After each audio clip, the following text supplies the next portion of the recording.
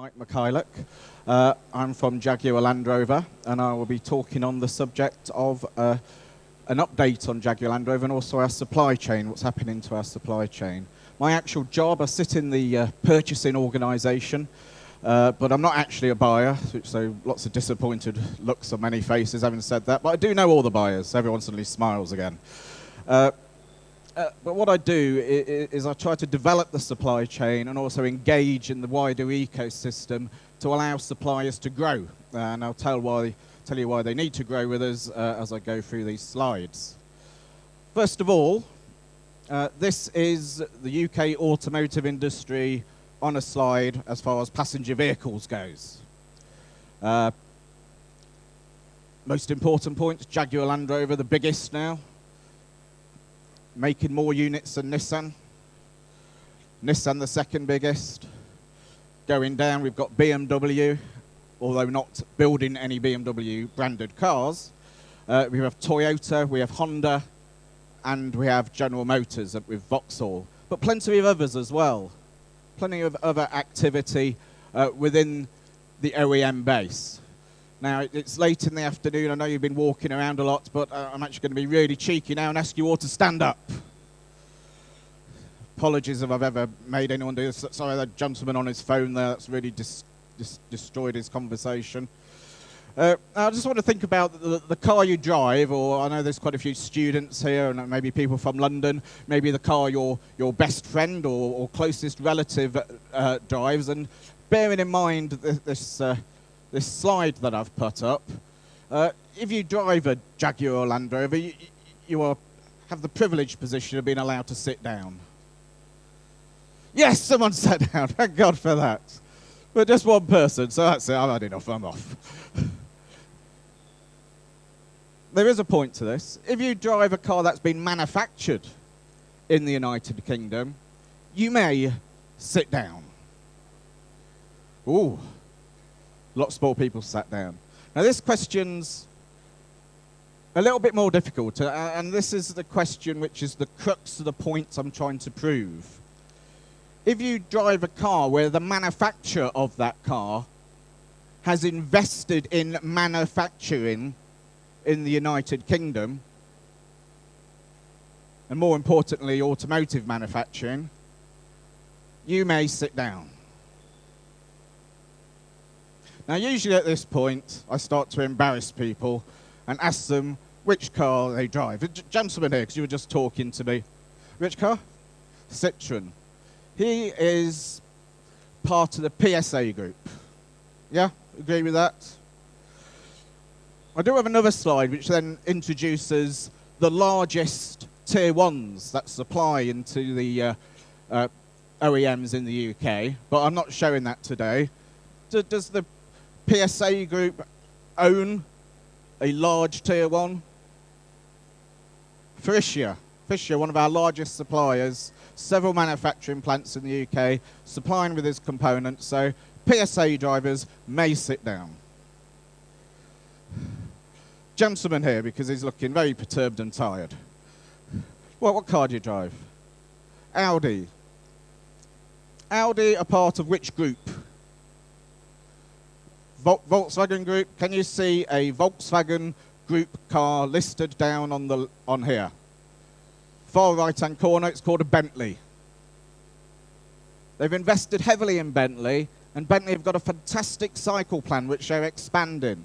So Audi, Volkswagen drivers, Seat drivers may sit down. And don't forget, the Rolls-Royce drivers should have sat down already. Just a few people left now. How far should I drag this? This gentleman here looks desperate to sit down. By the way, if you don't drive anything to do with the UK, you will have to stand up for the whole presentation, and I do go on a bit. Well, what car do you drive? I'm going to have to get a bit closer. Hyundai. That is one of the examples where it's okay to remain standing up, because they haven't invested in the UK. So Hyundai, Kia drivers, that's okay. Going to try a few more. Gentlemen here. Mercedes is an interesting one because they put in an equity stake into Aston Martin. Did you know that? They also base their Formula One team, not really a passenger car, I must say. They do base their Formula One team in the UK.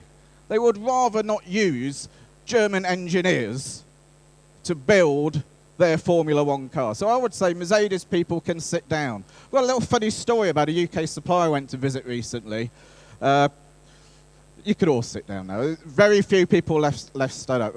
And I went to see a UK supplier, and they had made, I won't name the OEM, but they'd made a part for a German OEM. And the reason why they made it is that they were the only company that this German OEM Porsche could find to make that part to that specification. And they had made that supplier, based in the UK, manufactured in the UK, stamp made in Germany on it, because it would have been too embarrassing otherwise. Funny story. Probably shouldn't have told you that.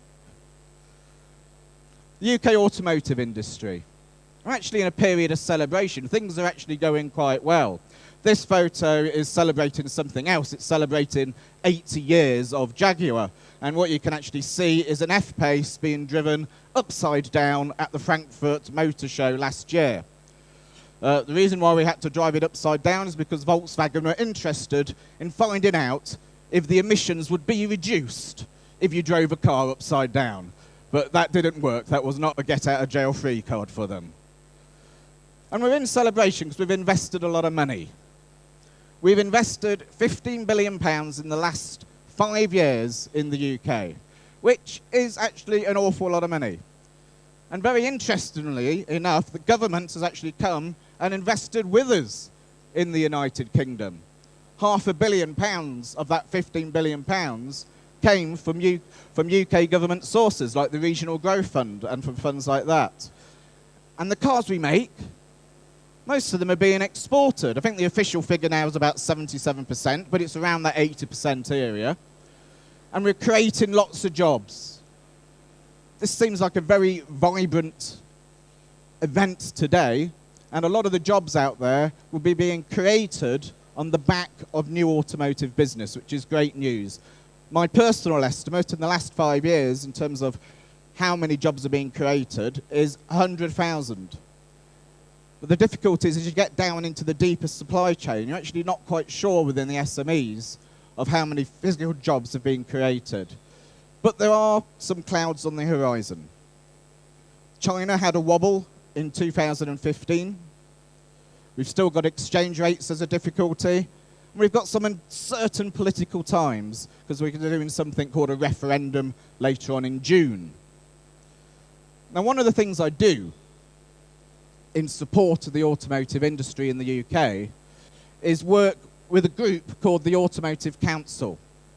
Quick show of hands, who's heard of the Automotive Council? God, 2, that's dreadful. But so I better explain what the Automotive Council is. Automotive Council is a group that's come together to deliver the industrial strategies, of which I believe there was 11 at last count, which have been set out by the government to develop and grow jobs and wealth and exports in various industries in the UK, of which automotive is one. The automotive is actually one of the older areas where industry has been working together with government. It was actually set up in 2009. That's 2 governments ago. And it's still going strong and still getting the support from government to government.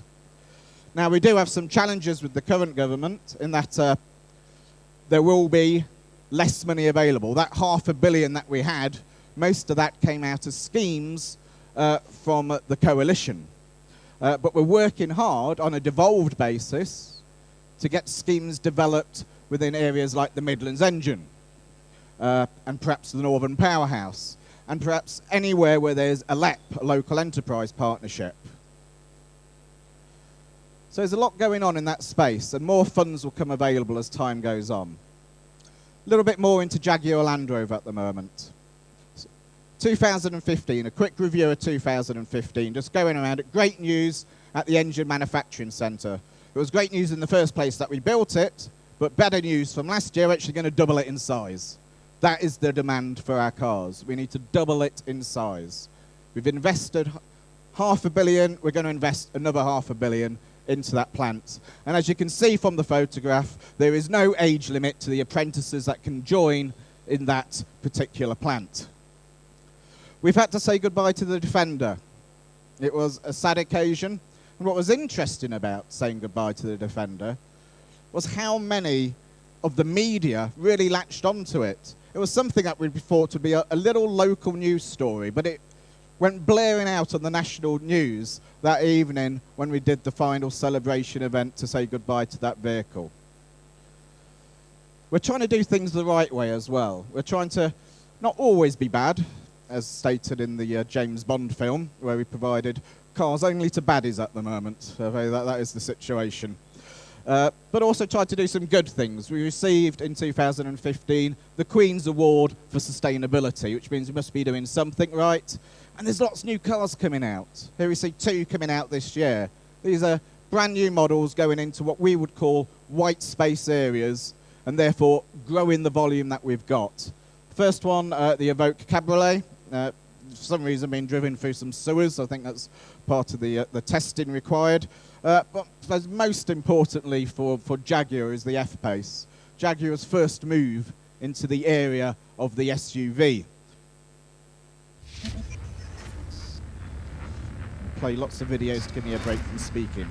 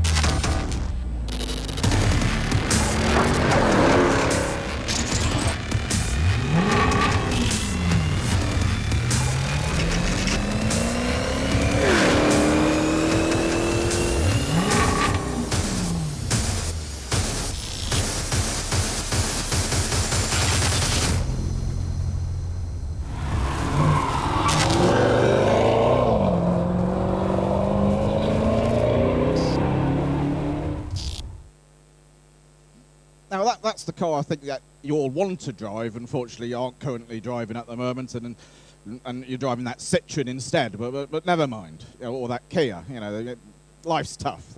But the point of that video wasn't really to show off the car, which goes at 200 miles per hour, which it may be argued as being a bit too fast. It was really just to talk about the fact that we're transforming as an industry. Quite a lot of the things that we've been talking about throughout the holiday has been transformational, whether it's IT systems, automation, whatever it is that we need to do. And as we invest in what's needed, if the market's there, we can grow into it. And I think it may have been a bit overplayed, the Jaguar success story of late, but I'm going to keep on harping on about it for as long as it keeps on heading in the right direction. And it still is heading in the right direction. We've moved from, since the point where Tata took us over in 2008, from a company with an annual turnover in a loss-making position, mainly down to the recession at the time, of about £6 billion up to £22 billion. So massive growth going on in our industry. And that's matched by the growth in volumes that we've had. 2015 to 2000, our financial year ending 31st of March, have just been released, and they went over the 500,000 mark for the first time in obviously our history, which is great news. But if you look at the base that it came from, it was below 250,000, and it's been growing and growing, often in double-digit numbers year on year. But 2015 was actually a difficult year, despite being able to breach that volume target. China was down considerably. We're only looking at the first 3 quarters of 2015, 2016, even though 2000 was the accountants are still working on what the last quarter is going to be. And therefore profits were down considerably, but still at a healthy position. And turnover was up. It was slightly down, but hopefully by the end of the year it'll be slightly up, because the last quarter has been exceptionally good. But the most important point of this slide is this green band coming up here.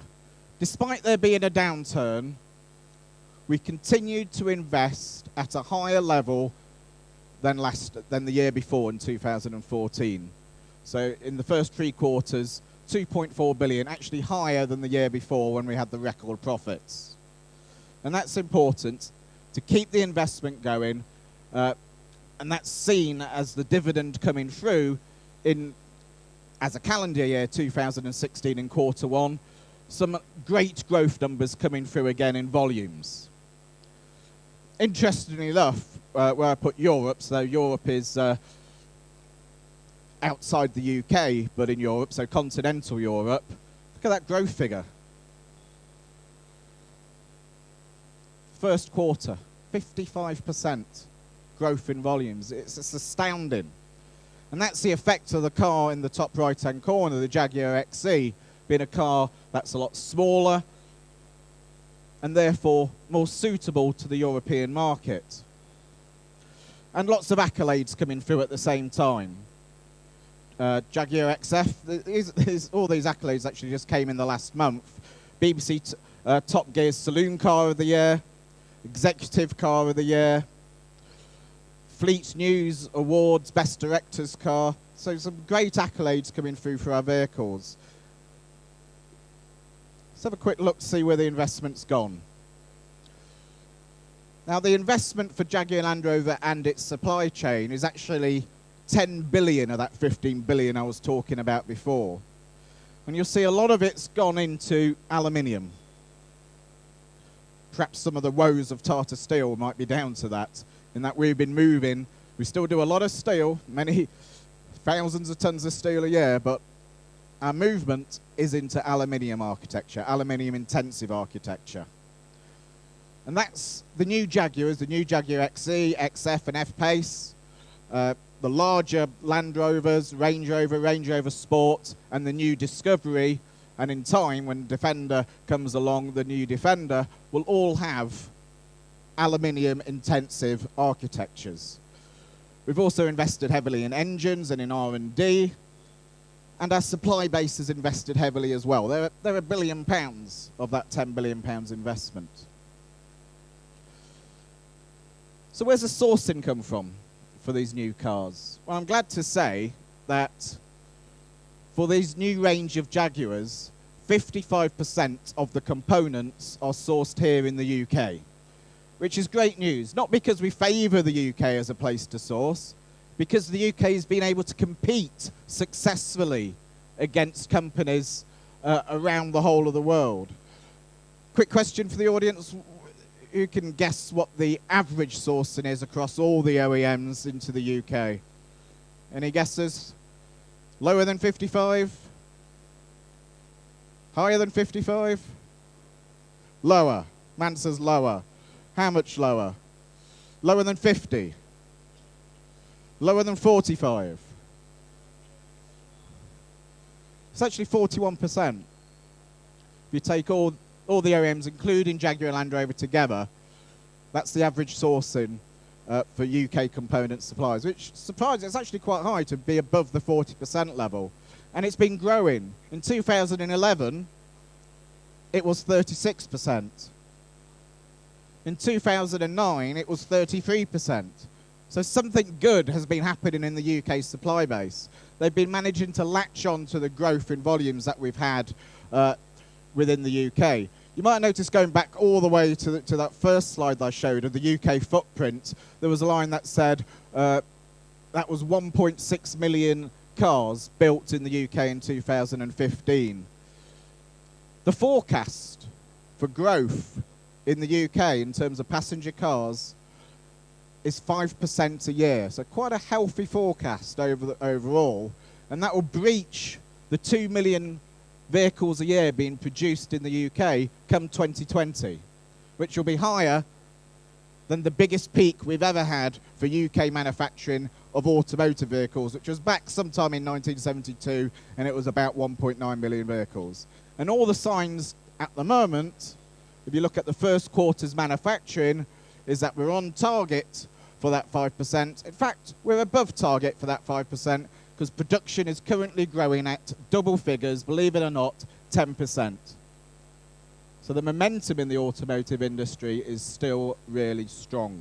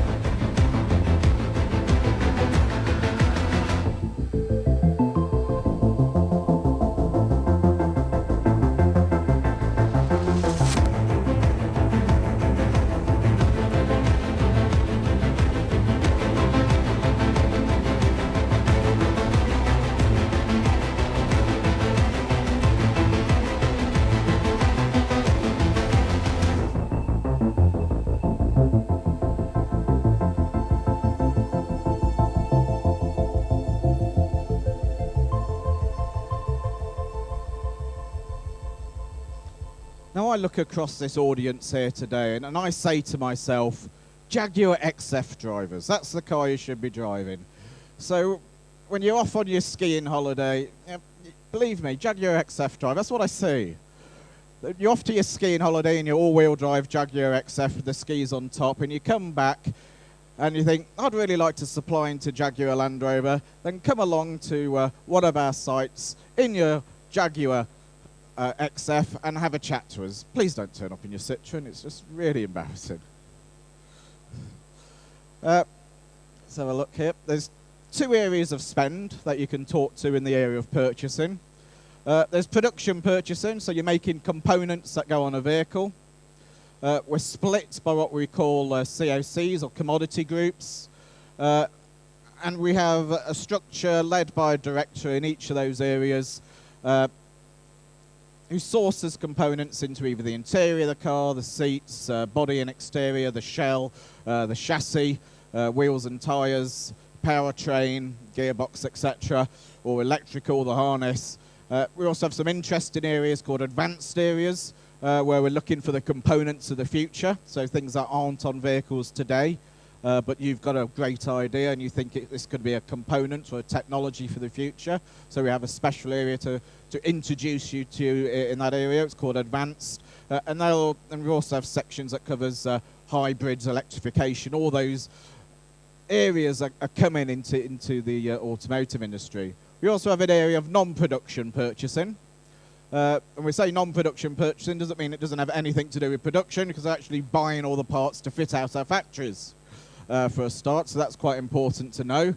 And they could be buying anything. One of some of the more ridiculous things that they've bought recently has been falconry services to stop any pigeons making a mess on our cars as they're parked, as they come nice and new and shiny out the car park.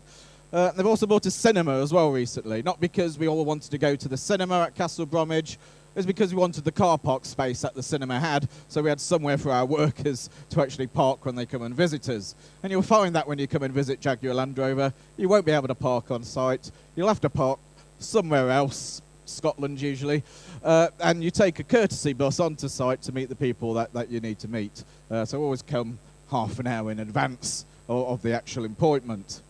Another way that we're organised is, you would have seen on the last slide, it talked about the purchasing organisation actually having 1,400 people in it. It actually has 1,500 people in it now. It keeps on growing that quickly.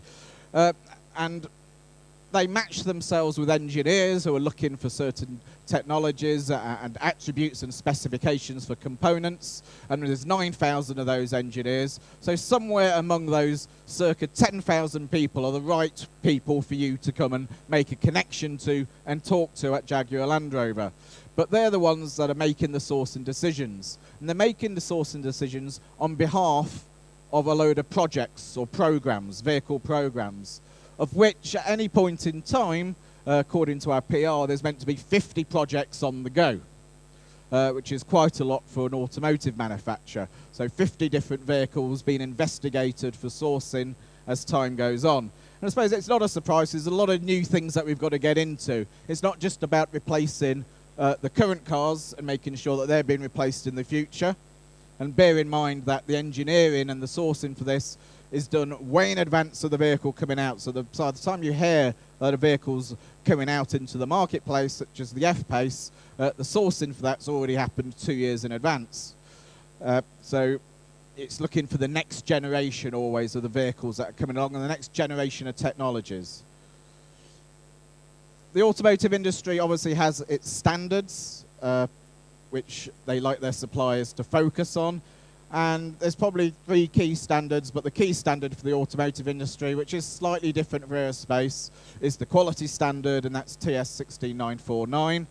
Perhaps the most important part of that, which is common to aerospace, is following the APQP process. But the whole area of JLRQ, the JLR quality standard, is quite complex and needs to be, because there's a lot riding on our vehicles. If our plant stopped for a day, we would lose £30 million. If it had to stop for 2 days, because certainly it could stop because one supplier is late with one part. Because we can't keep that plant going if there's a part missing. Unless it's wheel and tyres. We've seen that happen before, and you get loads and loads of cars in the car park on slave wheels. But the point is, launch has to be flawless, and the ability to supply us according to our schedules, which don't stay that stable, it has to be said, because things happen in the outside marketplace. For example, 2015, China disappeared in the middle, came back at the end. They have a requirement for certain cars and certain homologations. You might be a supplier into that, so your volume might go and then suddenly shoot back up again. We are also investing globally, and this is a footprint of where we're investing globally. Some of the new places that you may have heard of recently is in Austria and also Slovakia. There's also investments going into Brazil and investments which have already been delivered in India and in China, the China one being a joint venture. And we have to do that as a grown-up company.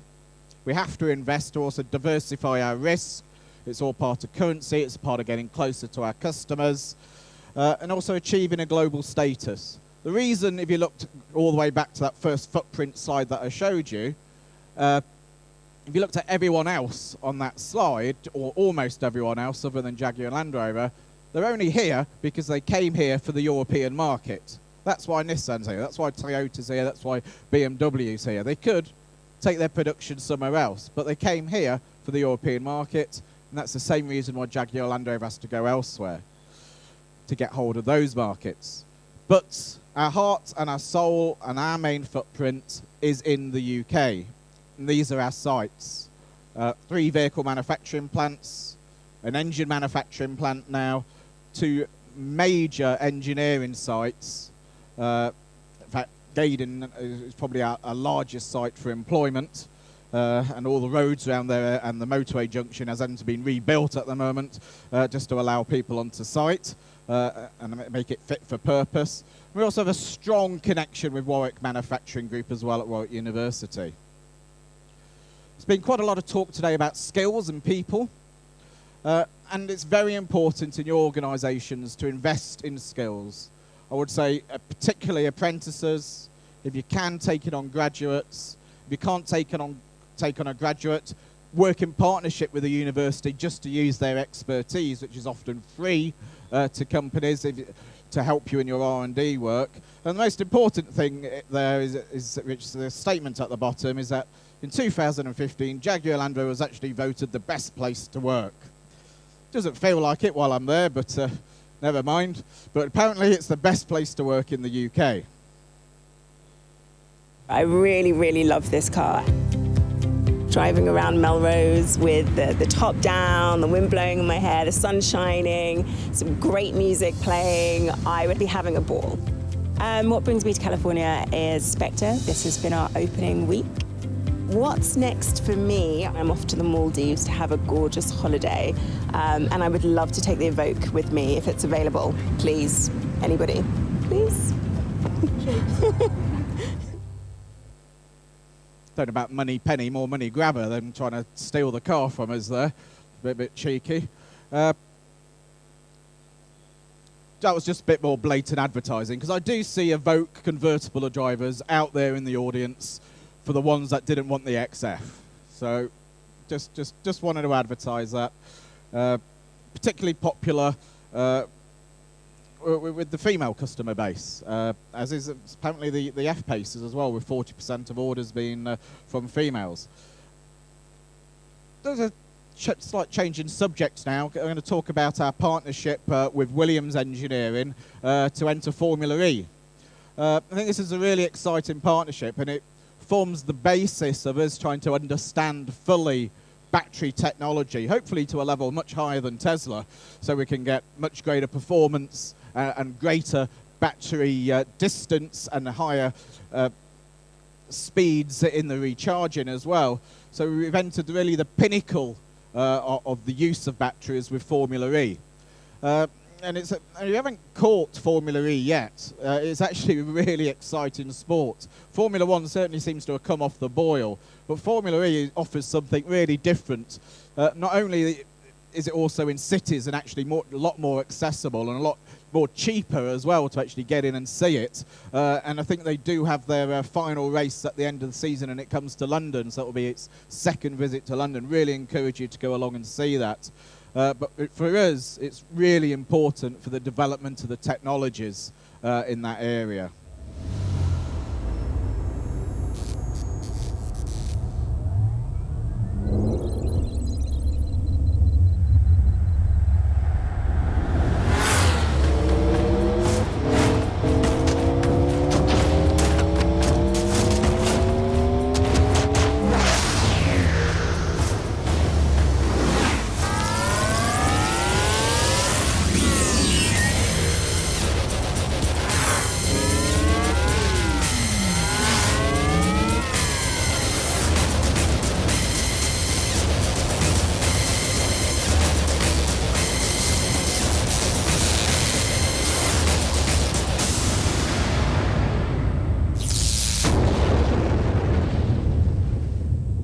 Do like our videos. I did notice out there that we had the Bloodhound, and quite interestingly enough, it also had the Jaguar logo on it, and realizing that our engine could take one of our vehicles to 200 miles an hour, I didn't realize that it could actually take a vehicle to 1,000 miles an hour. So this is great news. So I did go to speak to them about that, and they did say actually our engine is being used as the fuel pump for the rockets, which was a bit disappointing. It's a fuel pump. They've taken our engine, our lovely engine, V8 engine, and used it as a fuel pump. Fantastic. But the best news about this story is getting the news on the skills side into schools, getting school children engaged with the idea of engineering and really trying to push the boundaries of what is possible. 1,000 miles an hour. That's quite a speed. That's actually faster than the European jet engine can go at a height below 300 feet. It's actually faster than a jet fighter. Now, I've been talking quite a lot for half an hour, and I can assure you that I've almost finished my introduction now. So I won't be going on for too long, and I will leave some time for questions at the end. No, but seriously, I'm coming towards the end of the presentation. So JLR, we've been gearing up as a company. We've been thinking big. We've been putting big investment in. We've been connecting in new ways of raising finance that we haven't tried before to allow that money to come into JLR and create the investment that's required. A lot of our suppliers have been doing the same thing. And one of the areas that I particularly work with our suppliers in the area of external engagement is connecting them to the right different levels of finance that they need to grow. And that could be with private banks, it could be with grants, it could be with loans that government provide, all different kinds of things. And in fact, I'm holding a celebration for 10 different ways to fund your business growth at the end of the month at Solihull for 10 recent big investments that have been made by suppliers. Well, not all big investments, some small, some big, some equity, some loans, some grants, all different ways to fund your business. Really as a bit of advertisement to say what's the art of the possible that can be done, and for people that want to grow to think big and be able to grow. Moving on almost to my last video now, and I think the point of this is really, sometimes it's not a case of the big step forward, moving to be a supplier of JLR from being lower in the tiers. Sometimes it's just a case of looking at your product, looking at your process, and just looking for a little change that can help you be a winner. And now this video is a Jaguar XC launch video, and it's done in conjunction with, as you can see, the Sky cycling team, where Sir David Brailsford came to visit us and looked to see how we designed the car, and we looked at the same time how he designs his bicycles, and we actually ended up working together on the bicycles and making little improvements, little weight improvements, little aerodynamic improvements as a result of this meeting. So here's the video.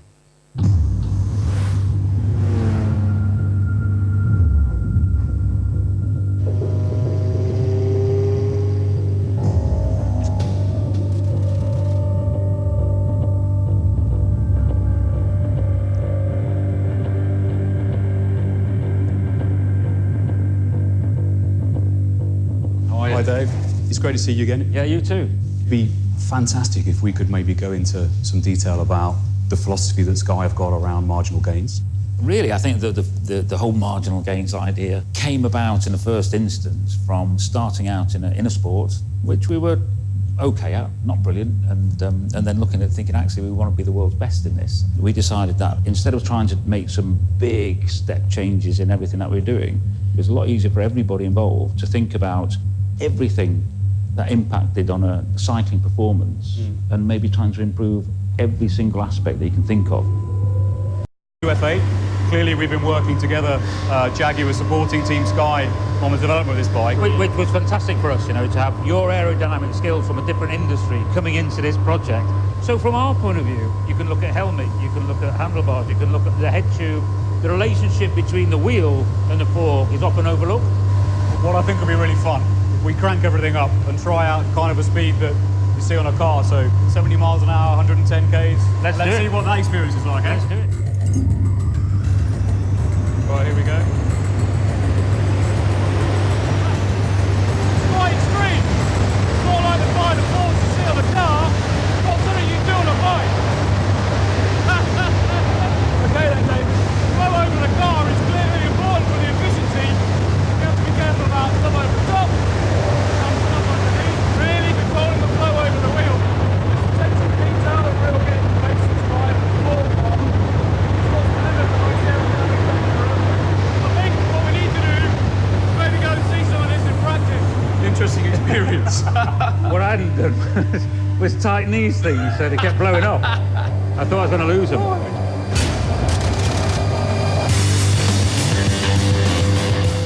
Okay then, Dave. Is this the first time you've ever driven around a velodrome? I mean, I've been to most of the velodromes in the world, I must say, but I've never driven around one before, so it's a first for me. This environment brings to me the real purpose of what we were talking about and doing earlier on, because there's a finishing line, and, you know, my world's all about crossing this finish line first. In this particular car, then, so where are the gains? Aero, fundamental. Yeah. Weight, absolutely fundamental. Yeah. But clearly, the thing that drives the car along, the engine, we focused on every aspect of the engine. They 1 or 2% out improvements, 1% here, 1% there. Really getting down into down into the detail of all of the internal interfaces, all of the internal kind of frictions. Brilliant. One little bit here, one little bit there, and what you then end up with is a very, very efficient powertrain. Fantastic. Dave, it'd be really interesting for me to hear what drives you. What's your motivator? Good question. You know, personally, I hate losing. I hate losing. The bit that I enjoy is the process. That process of continuous improvement and thinking and challenging, that's the fun bit, I think. And ultimately, that should lead to winning. So, you talk about that desire not to lose. We've got Dom next to us. Yeah, and he's moving on, actually. He's, Yeah, he's yeah. pushing on the pedals there a bit seriously. So Let's see if we can, see if we can get rid of him.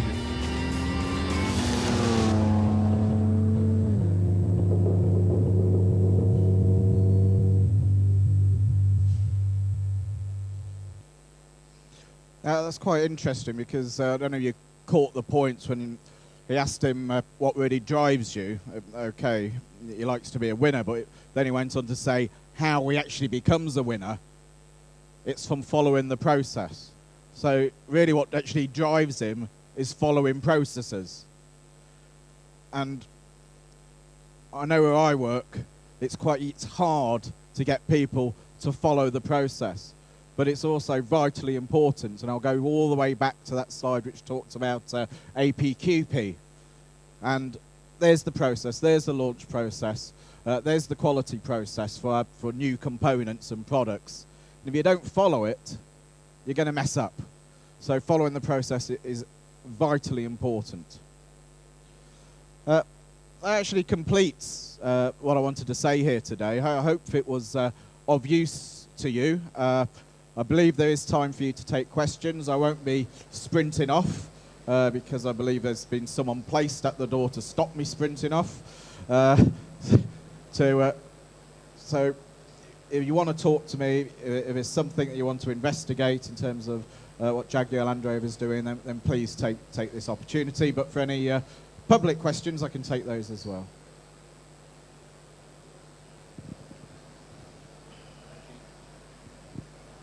Thanks very much for the presentation. So if you're a small to medium-sized company, perhaps in the West Midlands, what overarching advice would you give if you want to become a Jaguar Land Rover supply chain member, both R&D and consultancy as well as production parts? I think the most important area there is networking. You do need to come to events like this. I suppose the big event that we're supporting with our buyers this year is going to be, because it's the first time it's come into the UK in June, is going to be Automechanica Birmingham. I don't know if everyone's heard of that, but we're going to be there for Meet the Buyer. So register there to meet with actual buyers rather than me, because I'm not an actual buyer. But you got to do that groundwork, that networking, building up relationships. You've got to bring something to the table, something that you can offer. There are areas that SMEs, because obviously most of our turnover is in the billions, and there's not many SMEs that connect with that they tend to be the large tier ones. So it's important to know who those large tier ones are. But the way Jaguar Land Rover is structured, there are some niche areas as well. Special vehicles is a really good example where they do low volume work, and actually there's a low volume event coming up later on this month at Williams, which the SMMT is organising. So that's another good one to connect into. There's obviously after sales, that's always there with lower volumes, but perhaps not as interesting. And there's also collaborative projects, so where we can actually work together in areas like Innovate UK and the Advanced Propulsion Centre, so you have technology in those areas, to actually work together with our engineers with some grant funding, 50-50 grant funding, even better, an area that the government has continued to support going forwards. There's about £500 million worth of government funding still there going forwards into this government's administration. So there are lots of different points where you can get access, but it's you have to do the groundwork and get yourself known. And there's a bit of luck at it. Do you turn up at a point in time when you just happen to be exactly what we're looking for?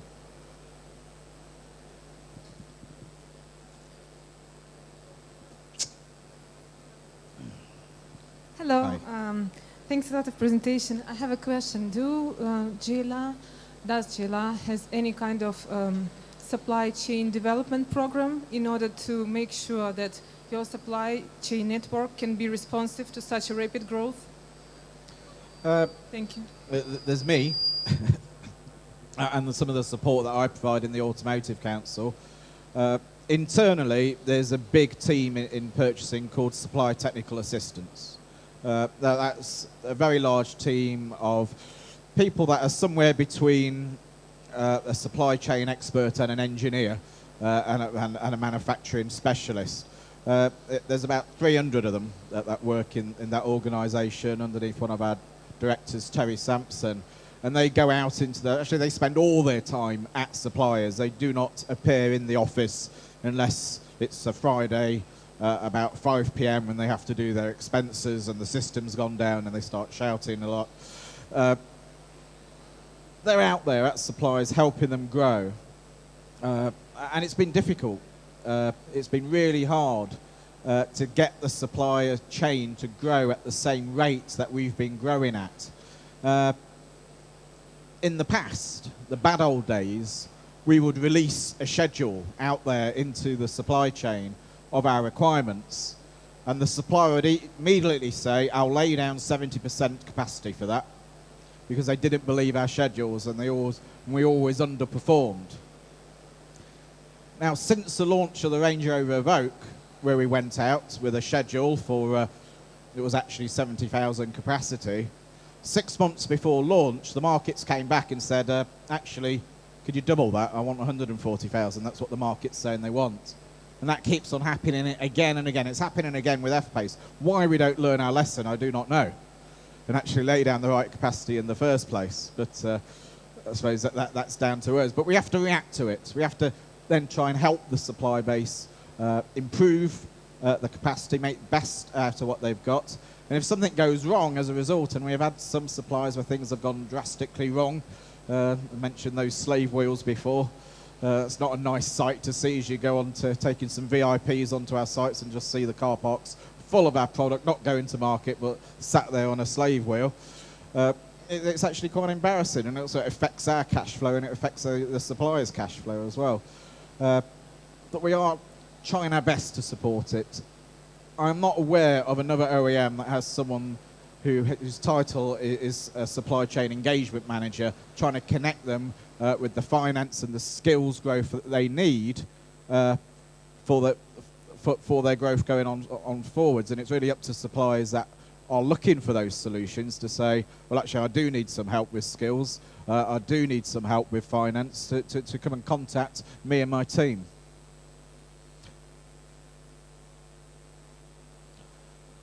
Take one more question if you like. I don't think there is one. Don't be shy.